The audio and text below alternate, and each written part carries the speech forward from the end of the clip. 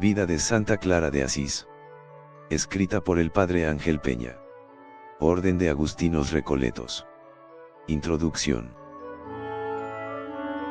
La vida de Santa Clara es una de las más emocionantes de la geografía católica. El Papa Alejandro IV, en la bula de su canonización, la define como vaso de humildad, joyero de castidad, ardor de caridad, dulzor de benignidad, vigor de paciencia, lazo de paz, comunión de vida familiar, afable en el trato, apacible en todo y siempre amable. Los 4 ministros generales de las 4 familias franciscanas, con motivo del 8º centenario del nacimiento de Santa Clara, 1193 a 1993, la definen como de personalidad fuerte, valerosa, creativa, fascinante, dotada de extraordinaria afectividad humana y materna, abierta a todo amor bueno y bello, tanto hacia Dios como hacia los hombres y a todas las demás criaturas. Clara será quien dé a la Iglesia y a la humanidad una familia de hermanas pobres que cuenta hoy con 18.000 miembros. Será la única en escribir una regla propia y tendrá el valor de pedir, al asombrado y conmovido Papa Inocencio III, el privilegio de la pobreza. Por otra parte, para manifestar su grandeza espiritual, recordemos que fue la primera plantita del jardín, plantado por San Francisco en la tierra. Es la patrona de la televisión por breve apostólico del Papa Pío XII, debido a que en su última enfermedad pudo ver como en televisión la misa de Navidad que se celebraba en la iglesia de San Francisco aquel año de 1252. Es considerada patrona de los que sufren asaltos de los piratas, ya que ella alcanzó la protección de Dios para su convento y ciudad, atacados por las bandas sarracenas del emperador Federico II. También es patrona de los guardas de faros, de los pescadores y de los navegantes, por la claridad salvadora de su luz maravillosa. Su don de hacer milagros con la señal de la cruz fue extraordinario, de modo que le llevaban muchos enfermos para que los sanara. Por ello y por mucho más nos sentimos orgullosos de nuestra hermana y madre espiritual Santa Clara de Asís. 1. Ambiente social. A finales del siglo XII Enrique IV era el emperador alemán que dominaba parte de Italia, y Celestino III era el papa que gobernaba la Iglesia. Es una época de cambios sociales y políticos. En Italia el emperador y el papa se disputaban el poder temporal y espiritual. Hay 2 bandos principales, los guelfos, que apoyan al papa, y los gibelinos, al emperador. Aparte, dentro de las ciudades existía una gran rivalidad entre los nobles, ricos terratenientes, y los burgueses y artesanos o gente pobre. En Asís, pobres y ricos se hacen la guerra, venciendo los primeros. Los padres de Clara, que eran nobles, deben huir en 1198 a Perusa con otros nobles de la ciudad. El año 1201 Perusa, apoyada por los nobles desterrados de Asís, hace la guerra a Asís y triunfa. En esta guerra Francisco es hecho prisionero. Encarcelado en Perusa, contrae una grave enfermedad y comienza el camino de su conversión. Los padres de Clara regresan a Asís. Pero Clara, en medio de tantas luchas, aprende a poner su corazón en Dios y no en las efímeras cosas de este mundo. Por otra parte, en el oriente, el sultán Saladino, con sus huestes sarracenas, conquista Jerusalén en 1187. En 1192 concede una tregua a los cristianos para poder visitar los santos lugares de Tierra Santa, durante 3 años. Hortulana, la futura madre de Clara, aprovecha la oportunidad y va con su vecina pacífica a visitar los santos lugares de Palestina. 2. La familia de Clara. Clara nace en 1193 y es bautizada en la Catedral de San Rufino, su parroquia. Su casa es un palacio, donde vive el abuelo Ofreduccio con sus hijos y sus familias. Allí estaba Favarone, el papá de Clara, con sus hermanos Monaldo, Escipión y Ugolino, y sus respectivas familias. Su padre es un miles, soldado, noble y caballero guerrero ausente con frecuencia de casa, de cuya gestión encarga a su mujer Hortulana, madre y, por tanto, centro de la familia y directa educadora de las 3 hijas, Clara, Catalina, a quien Francisco le cambiará el nombre por Inés, y Beatriz. Entre los trabajos domésticos ocupan un lugar importante las labores artesanales, tan en boga entonces, como hilar y tejer, en los que más tarde la misma Clara se revelará maestra. La formación cultural exigía por su parte a los jóvenes nobles aprender a leer y escribir. Los textos eran el salterio y los escritos, canciones, romances, historias, de la cultura caballeresca, popular, juglaresca y trovadoresca de tipo francés, de origen franco-belga y alemana muy difundida también en Italia. Sor Pacífica, quien siguió a Clara en su aventura evangélica, dice en el proceso de canonización, su madre, llamada Madonna Hortulana, viajó allende el mar por piedad y devoción.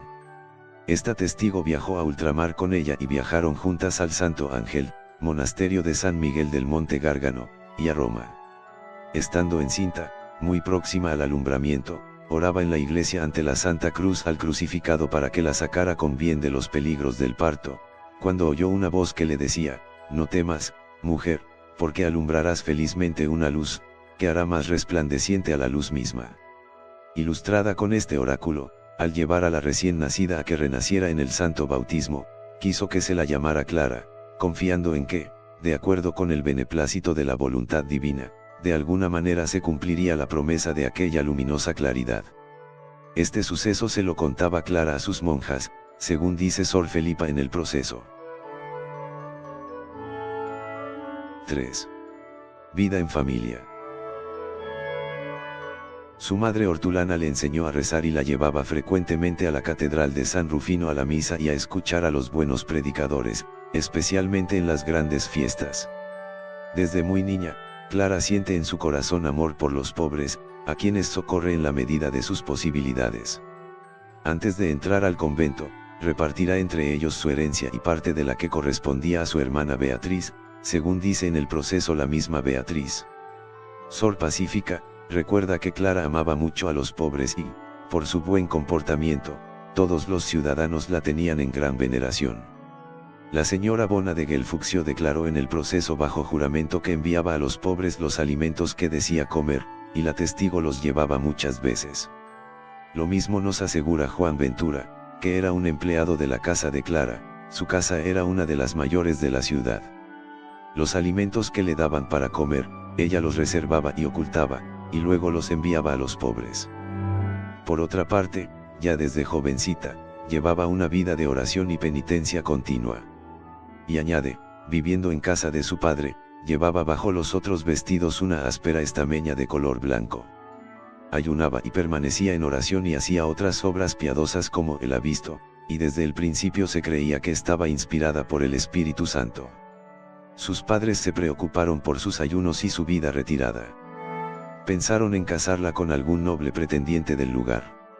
Así nos lo confirma el señor Ranieri, que fue uno de sus pretendientes. Como Clara era bella de rostro, se trató de darle marido y muchos de sus parientes le rogaban que consintiese en casarse, pero ella jamás accedió. Y el testigo mismo le había rogado muchas veces que accediese y ella no quería ni oírle, antes bien, ella le predicaba a él el desprecio del mundo. Ella era reservada y discreta, no buscando la admiración de los demás como otras jóvenes de su entorno. La señora Bona recuerda que estaba siempre en casa y se ocultaba, no queriendo ser vista y, así, estaba de modo que no podía ser vista por los que pasaban delante de su casa. Era muy afable y se ocupaba en buenas obras. Una vez le dio a ella por devoción cierta cantidad de dinero y le mandó que lo llevase a los que trabajaban, con San Francisco, en Santa María de la Porciúncula para que comprasen carne. Por otra parte, se sintió atraída por la personalidad de Francisco, que predicaba con el poder de Dios en la iglesia San Rufino, y ella iba a oírlo. Se sentía entusiasmada por su espíritu de pobreza y de dejarlo todo para entregarse totalmente al Señor, confiando en su providencia amorosa. La señora Bona nos dice que muchas veces fue con Clara a hablar con San Francisco e iba secretamente para no ser vista por sus parientes. Según se nos dice en la leyenda de Santa Clara, iba a visitarla Francisco y más aún Clara a él, aunque moderando la frecuencia de sus entrevistas para evitar que aquella divina amistad pudiera ser conocida de los hombres e interpretada maliciosamente por públicas habladurías. Por eso, acompañada solamente de una íntima familiar y, dejando el hogar paterno, la doncella menudeaba sus secretos encuentros con el varón de Dios, cuyas palabras le parecían llameantes y las acciones sobrehumanas. De esta manera iba preparando su corazón para el paso definitivo de su entrega a Dios. 4. Entrada al monasterio. Todo lo tenían ya previsto y planeado. Su huida de casa sería la noche del Domingo de Ramos, ya que sus familiares nunca le darían el permiso necesario para consagrarse a Dios al estilo de Francisco libremente. Llegó el Domingo de Ramos. Clara, vestida con sus mejores galas, espléndida de belleza entre el grupo de las damas, entró en la iglesia con todos. Al acudir los demás a recibir los ramos, Clara, con humildad y rubor, se quedó quieta en su puesto. Entonces, el obispo se llegó a ella y puso la palma en sus manos. A la noche, disponiéndose a cumplir las instrucciones del santo, emprende la ansiada fuga con discreta compañía. Y como no le pareció bien salir por la puerta de costumbre, franqueó con sus propias manos, con una fuerza que a ella le parecía extraordinaria, otra puerta que estaba obstruida por pesados maderos y piedras. Y así, abandonados el hogar, la ciudad y los familiares, corrió a Santa María de la Porciúncula, donde los frailes, que ante el pequeño altar velaban la sagrada vigilia, recibieron con antorchas a la Virgen Clara. De inmediato, despojándose de las basuras de Babilonia, dio al mundo el libelo de repudio, y cortada su cabellera por manos de los frailes, abandonó sus variadas galas. Francisco, aquella noche del Domingo de Ramos, no tenía un programa concreto que ofrecer a Clara, sino era la libertad de la pobreza abrazada. Tenía algunas dudas, debería incorporarla a la hermandad de los frailes menores. No se le pasó por la cabeza lanzarla a una vida itinerante, llevando con los hermanos el mensaje de paz en pobreza absoluta. Optó por esperar a que el Señor le manifestara su voluntad. De momento pensó en buscar un asilo seguro para ella en un monasterio. Pero apenas vuela a sus familiares la noticia de su huida, estos, con el corazón desgarrado, reprueban la acción y los proyectos de la Virgen y, agrupados en tropel, corren al lugar intentando lo que finalmente no pueden conseguir. Emplean el ímpetu de la violencia, el veneno de los consejos y el halago de las promesas, queriendo persuadirla a que abandone tal vileza, indigna de su linaje y sin precedentes en toda la comarca. Pero ella, agarrándose a los manteles del altar, les muestra su cabeza tonsurada, asegurándoles que de ningún modo le arrancarán en adelante del servicio de Cristo. Y a medida que crece la violencia de los suyos, se enciende más su ánimo, y le inyecta nuevas energías el amor herido por las injurias.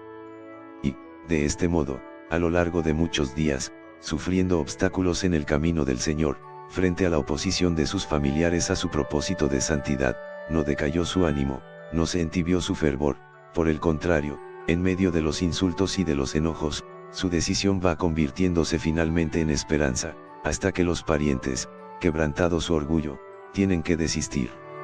Sor Beatriz, hermana de Santa Clara, que entró al convento en 1229, declaró en el proceso que San Francisco la tonsuró ante el altar de la iglesia de la Virgen María, llamada Porciúncula, y después la llevó a la iglesia de San Pablo de las Abadesas.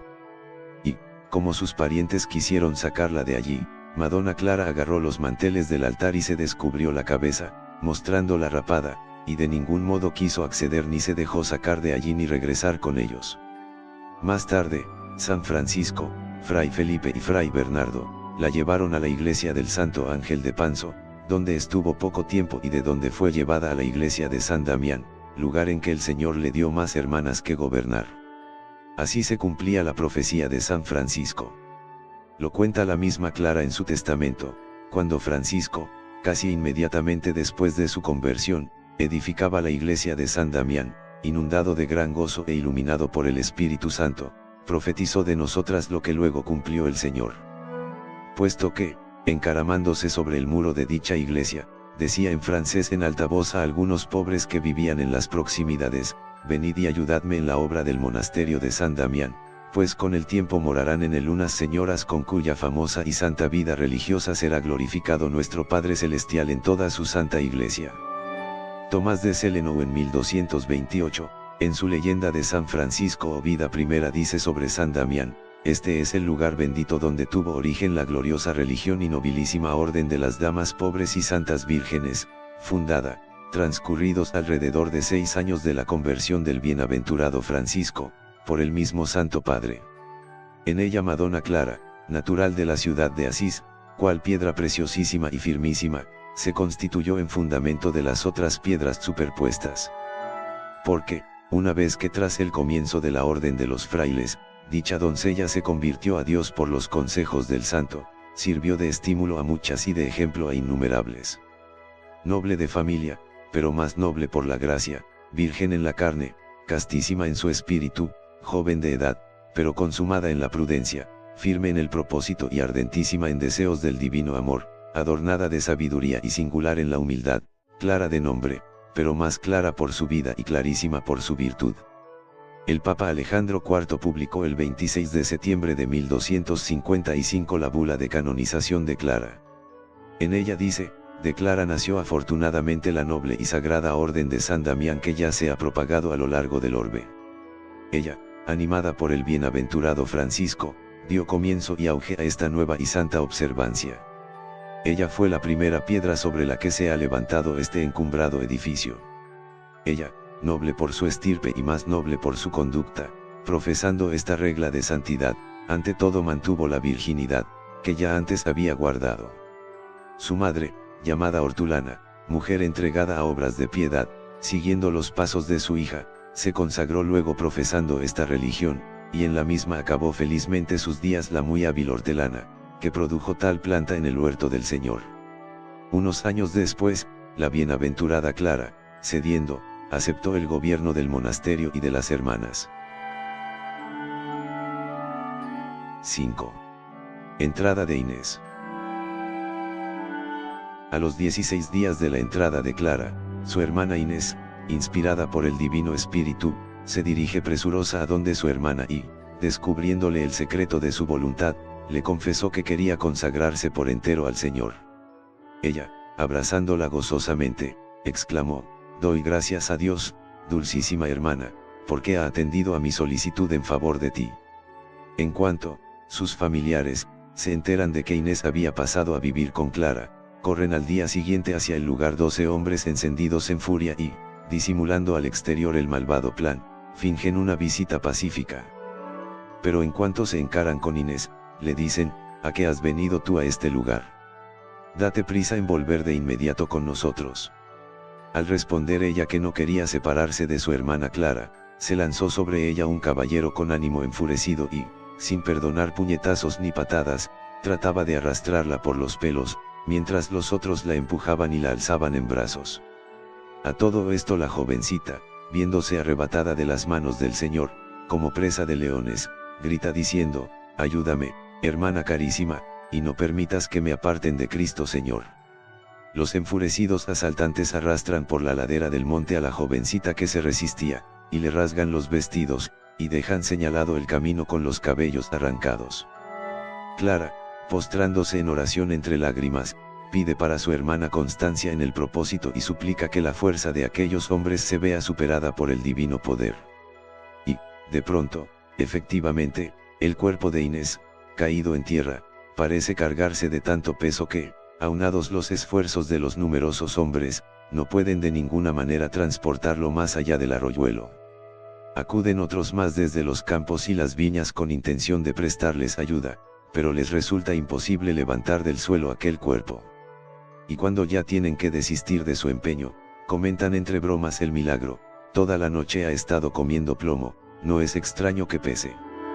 Pero el señor Monaldo, su tío paterno, llevado de furiosa rabia, intenta golpearla brutalmente con el puño, pero sintió de repente que un dolor atroz le invadía la mano levantada para golpearla, y por mucho tiempo le siguió atormentando este angustioso dolor. Clara, llegándose hasta el lugar, ruega a los parientes que desistan de la pelea y dejen a su cuidado a Inés que yace medio muerta.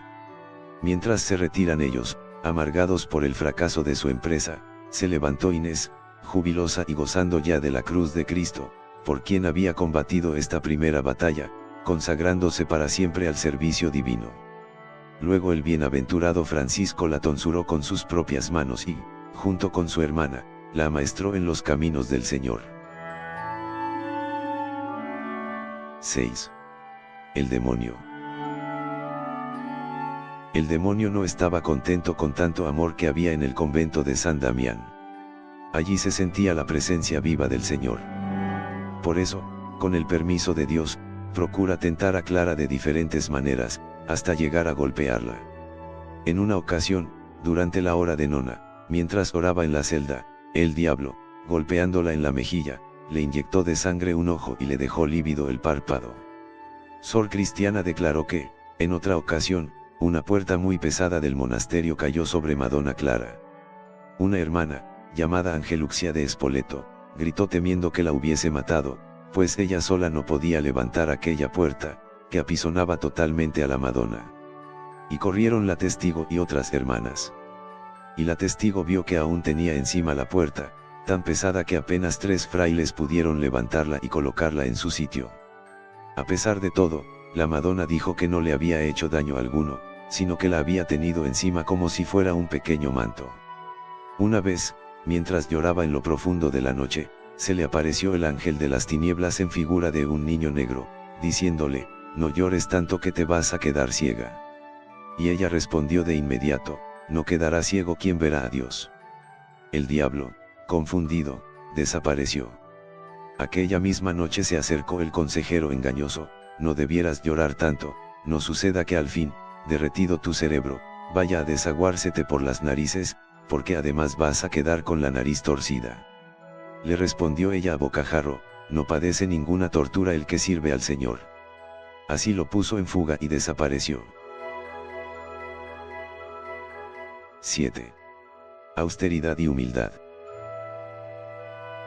Clara, desde el comienzo de su vida religiosa en San Damián, quiso ser toda del Señor y vivir según los consejos de Francisco en pobreza total, llevando una vida de penitencia y austeridad. Sor Pacífica atestigua en el proceso, Clara se acostaba en tierra y tenía por almohada un canto rodado, y ella la oía cuando estaba en oración. En los alimentos era tan austera que las hermanas se maravillaban que su cuerpo viviera. La bienaventurada Clara, durante mucho tiempo, no comía nada 3 días a la semana, el lunes, el miércoles y el viernes, y los otros días practicaba tanta abstinencia que contrajo una enfermedad, por lo que San Francisco, junto con el obispo de Asís, le ordenó que en aquellos 3 días comiese al menos medio panecillo al día, que era aproximadamente 1 onza y media. En la leyenda de Santa Clara se nos dice que, andando el tiempo, aminoró un poco sus penitencias. Para dormir tendió una estera en el suelo y puso una almohada de paja y, por orden de San Francisco, también debió usar un jergón de paja. Ella misma aconsejaba a otras hermanas a no dejarse llevar del afán de hacer penitencia, sino a tener moderación. Por ello, a Santa Inés de Praga le escribe en su tercera carta, como nuestra carne no es de bronce ni nuestra resistencia de granito, sino que más bien somos frágiles y propensas a toda debilidad corporal, te ruego, carísima, y te pido en el Señor que modures prudentemente y discretamente ese rigor exagerado e imposible de abstinencia, que sé que has abrazado, a fin de que viviendo, alabes con tu vida al Señor y le tributes una ofrenda razonable, y tu sacrificio esté condimentado con la sal de la prudencia. En la misma carta le recuerda que San Francisco exhortaba a celebrar las fiestas con alegría, incluso corporal, con mayor amplitud en la variedad de los manjares, teniendo con relación a las débiles y enfermas, la mayor discreción posible, procurándoles toda clase de manjares. En su misma regla establece que, en tiempo de manifiesta necesidad, no estén obligadas las hermanas al ayuno corporal. Las jovencitas y las débiles y las que sirven fuera del monasterio sean dispensadas con misericordia según pareciere a la abadesa. Ella no deseaba ser llamada abadesa, prefería ser la servidora de todas. Por ello en regla dice que la abadesa sea la sierva de todas las hermanas. Ella daba a todas ejemplo de trabajo y de servicio. Sor Bienvenida de Perusa, que la conoció durante 42 años en el monasterio, certifica, lavaba los pies a las hermanas. Una vez, al lavárselos a una servicial, hermana externa, se inclinó para besárselos y aquella hermana, retirando a prisa el pie, golpeó con él la boca de la bienaventurada madre. Era tan austera que se contentaba con una sola túnica de lana vulgar y un manto. Y, si alguna vez observaba que la túnica de alguna hermana era más vil que la que llevaba ella, se la tomaba y le daba la suya mejor. En una ocasión, se hizo confeccionar una prenda de piel de cerdo y la llevaba con los pelos y las cerdas rapadas vueltas hacia la carne, para hacer penitencia, vistiéndola a escondidas bajo la túnica de lana vulgar. En otra ocasión, se hizo confeccionar otro vestido de pelos de cola de caballo y, haciéndose después unos cordils, con estos se lo ceñía al cuerpo. Y así mortificaba su carne virginal. Una de aquellas prendas aún se conserva en el monasterio. También declaró que, si bien ella usaba vestidos tan ásperos para sí misma, sin embargo, era muy compasiva con las hermanas que no podían soportar aquellas asperezas y con gusto las consolaba. Pero desde que Clara enfermó, las hermanas le habían quitado esos vestidos tan ásperos. La Madre Santa Clara despertaba a medianoche a las hermanas con una campanilla para alabar a Dios. Encendía las lámparas de la iglesia, y muchas veces tocaba la campana para maitines. Y a aquellas hermanas que no se levantaban para maitines al sonar la campana, las llamaba con su campanilla. Ella hacía toda clase de servicios a las hermanas como una buena madre, incluso les servía el agua para lavarse las manos y por la noche las cubría para protegerlas del frío. 8. Vida de oración. Clara era una mujer plenamente realizada y feliz. Se sentía amada por Dios y la oración era para ella un encuentro con su amado. Salía de la oración tan resplandeciente de alegría que la contagiaba a todas y las hacía cantar y reír. Siendo niña era muy aficionada a la santa oración. En ella, rocía de frecuentemente con la fragancia de lo alto, se introducía paso a paso y con diligencia en la vida espiritual.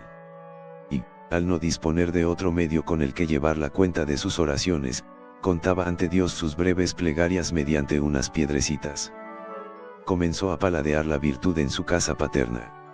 Y al estar tan rebosante del perfume interior, su fragancia misma la delataba, como sucede con un pomo de aroma exquisito, por más cerrado que se halle.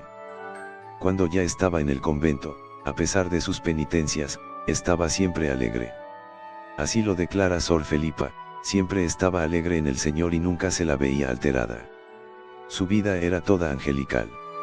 Sor Cecilia certifica, con las hermanas manifestaba mucha alegría espiritual. Jamás estaba alterada, sino que, con mucha mansedumbre y benevolencia, adoctrinaba a las hermanas. Cuando retornaba con júbilo de la santa oración traía del fuego del altar del Señor palabras ardientes que encendían los corazones de las hermanas. Advertían con admiración que de su rostro emanaba una cierta dulzura y el semblante aparecía más radiante que de ordinario y transparentaba al exterior, a través de los sentidos, el alma colmada en la oración por la luz verdadera. Sor Pacífica, por su parte, manifestó que, cuando volvía de la oración, las hermanas se alegraban como si viniera del cielo. No es de extrañar que un día, según dio testimonio Sor Bienvenida de Perusa bajo juramento, en el lugar donde Clara solía entrar a orar, ella vio un gran resplandor, de modo que creyó que era una llama de fuego material. Según Sor Inés de Mesero Pórtulo, parecía que todos los bienes estaban en ella y que no tenía nada de reprensible, sino que podía ser alabada como santa. Por la noche, después de completas, se quedaba largo tiempo en oración, derramando lágrimas. Y, hacia medianoche, se levantaba a la oración, mientras estuvo sana, y despertaba a las hermanas. Su oración era tan poderosa ante Dios que muchos fieles, sacerdotes, obispos, cardenales, y hasta el Papa, acudían a ella en demanda de auxilio. El cardenal Ugolino le escribió una carta en la que le decía: «Te encomiendo mi alma y mi espíritu, como Jesús encomendó el suyo al Padre en la cruz, para que en el día del juicio respondas por mí, si no has estado solícita y preocupada por mi salvación. Tengo por seguro que conseguirás del sumo juez, todo lo que pidas con la insistencia de tan gran devoción y abundancia de lágrimas». Al ser nombrado Papa con el nombre de Gregorio IX, le escribe otra carta en la que le insiste: «Vosotras sois nuestro consuelo y rogamos a vuestra comunidad y os exhortamos en el Señor Jesucristo y os mandamos por este escrito apostólico que andéis y viváis según el Espíritu y os rogamos que en vuestras oraciones os acordéis siempre de nos, elevéis vuestras piadosas manos hacia Dios y le supliquéis con insistencia para que Él nos robustezca con su virtud y nos conceda cumplir dignamente el ministerio que nos ha confiado». Por eso, una de las principales obligaciones de las clarisas, siguiendo el ejemplo de su Santa Madre, es orar por todas las necesidades de la Iglesia y del mundo. Era tanto su amor a Cristo y a la Iglesia que, Cuando se enteró de que el 16 de enero de 1225 frailes menores fueron martirizados en Marruecos, deseó ella también ir a predicar y morir por Cristo y por la Iglesia. 9. Amor a Jesús y a María. Cuando comulgaba, estaba mucho tiempo en oración de acción de gracias. Según declaró Sor Bienvenida de Perusa, se confesaba frecuentemente, y con gran devoción y temblor recibía el santo sacramento del cuerpo de nuestro Señor Jesucristo hasta el extremo de que, cuando lo recibía, temblaba toda. Según Sor Pacífica, cuando estaba enferma, se hacía incorporar, se sentaba, sostenida con almohadas, e hilaba. De esa tela hizo confeccionar corporales, para la misa, que envió a casi todas las iglesias del Valle y de los Montes de Asís. Cuando escribió su regla, ordenó que las hermanas se confesasen al menos 12 veces al año y comulgaran 7 veces, en Navidad, Jueves Santo, Pascua de Resurrección, Pentecostés, Asunción de María, fiesta de San Francisco y en la de todos los santos. Esa era la máxima frecuencia con la que se podía comulgar en aquel tiempo, a no ser con especial permiso del confesor. Sor Felipa declaró que se emocionaba hasta el punto de que lloraba copiosamente, cuando recibía el cuerpo de nuestro Señor Jesucristo. Por eso, no es extraño que, algunas veces, se le apareciera Jesús como un niño precioso que la inundaba de felicidad. Sor Francisca declaró que una vez, en las Quelendes de Mayo, la testigo había visto en el regazo de Madonna Clara, ante su pecho, a un niño hermosísimo de una belleza indescriptible. La testigo misma, al verlo, sentía una indecible suavidad de dulzura. Y creía, sin género de duda, que aquel niño era el Hijo de Dios. Dijo también que, en dicha ocasión, vio sobre la cabeza de Madonna Clara 2 alas resplandecientes como el sol, que alguna vez se elevaban en alto y alguna otra vez cubrían la cabeza de la dicha Madonna. Sor Inés de Mesero Pórtulo declaró, Clara gozaba mucho, escuchando la palabra de Dios. Y, aunque no había estudiado letras, le gustaba oír a predicadores doctos. Una vez, predicando Fray Felipe de Atri, de la Orden de los Frailes Menores, ella vio junto a Santa Clara a un niño hermosísimo que le parecía de unos 3 años de edad. Y, suplicando la testigo que Dios no permitiese que fuese un engaño, se le respondió en el corazón con estas palabras, yo estoy en medio de ellos, significando con tales palabras que el niño era Jesucristo, el cual está en medio de los predicadores y de los oyentes, cuando están y escuchan como deben. El niño había permanecido durante gran parte de la plática. Y, entonces, un gran resplandor parecía envolver a la Madre Santa Clara, no como de cosa material, sino como un resplandor de estrellas. Ella, por la dicha aparición, sentía una suavidad inexplicable. Después de esto, vio otro gran resplandor, no del color del anterior, sino todo rojo, que parecía despedir chispas de fuego y que rodeó por completo a la santa, y le cubrió toda la cabeza.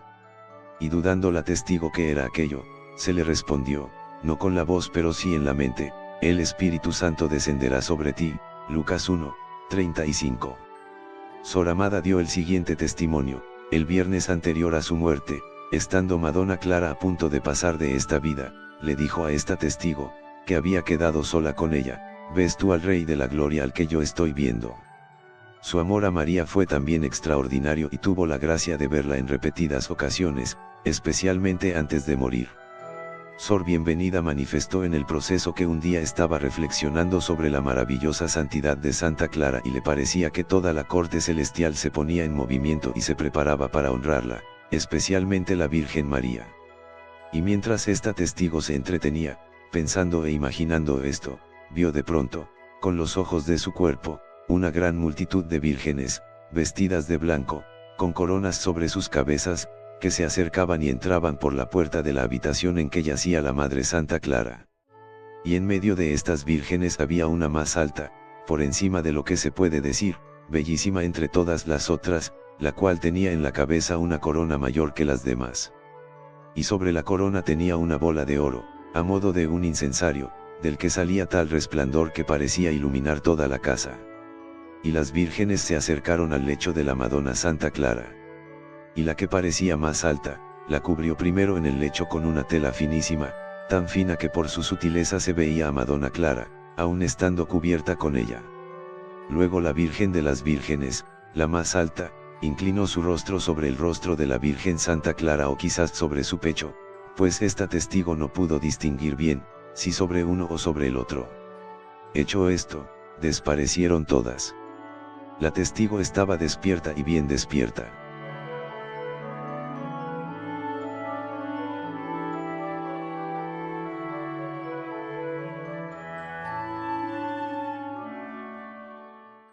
La Iglesia. Es una época de cambios sociales y políticos. En Italia el emperador y el papa se disputaban el poder temporal y espiritual. Hay dos bandos principales, los guelfos, que apoyan al papa, y los gibelinos, al emperador.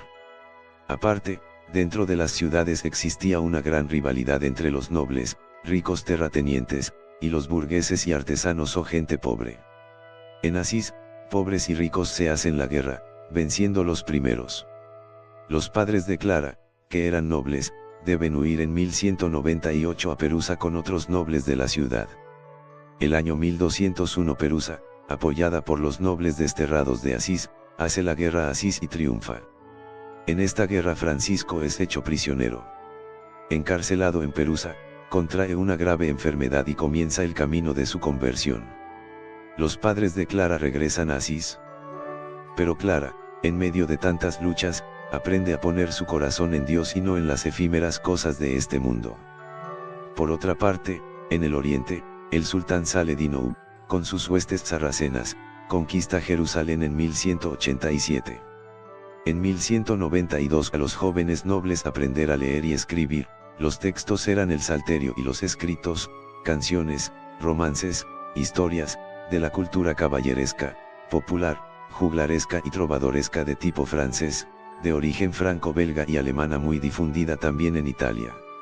Sor Pacífica, quien siguió a Clara en su aventura evangélica, dice en el proceso de canonización, su madre, llamada Madonna Hortulana, viajó allende el mar por piedad y devoción.